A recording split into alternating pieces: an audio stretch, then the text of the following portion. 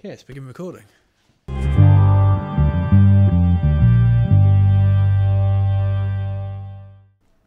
Hey, in today's video, I want to talk about how I personally choose my camera settings. Now, this is not a how exposure works video. This is more looking at what goes through my head and my thought process in order to choose my camera settings to get the kind of work that I produce. Now, my work's very niche and it's very specific. I shoot a particular bold and graphic style of still life and food and drink imagery.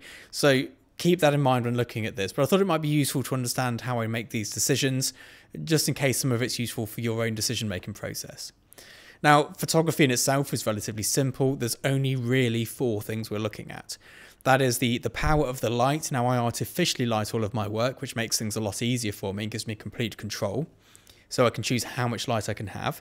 We then have the aperture, which controls a few things. It controls the edge-to-edge sharpness. It controls the contrast in some situations. It also controls the depth of field, and it can also have a slight play on the aesthetic of the image.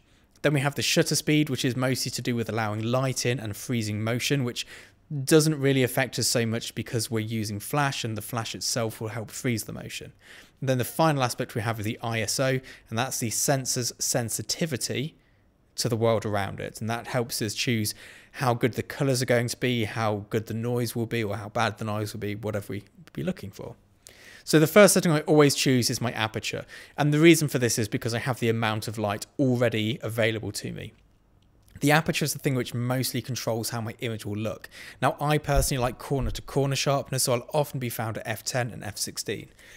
This is one of the lenses I use regularly, which I've just put a massive smudge on. It is a Secor 50mm f4.5, and this is made by Mamiya, and it's designed for a 6x7 lens.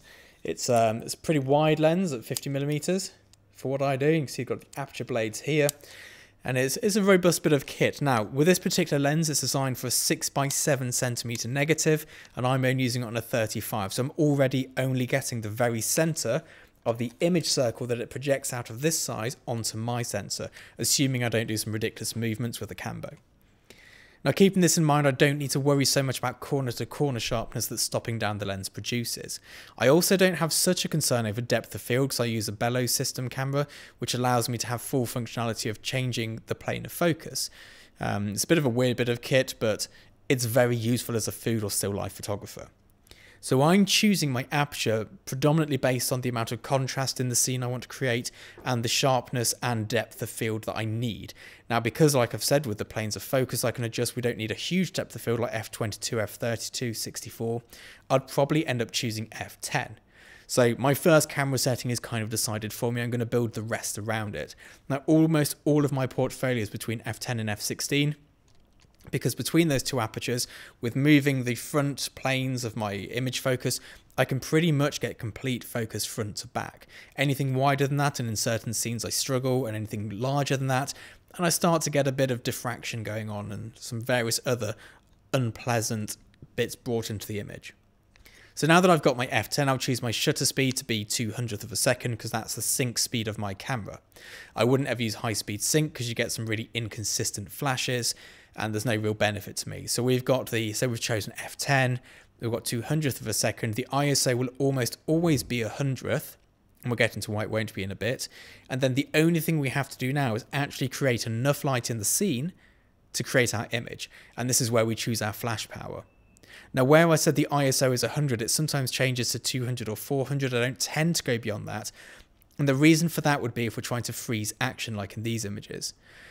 Now, when freezing action, we need a short flash duration, so we'd actually have to have a lower power on my flash units in order to achieve that.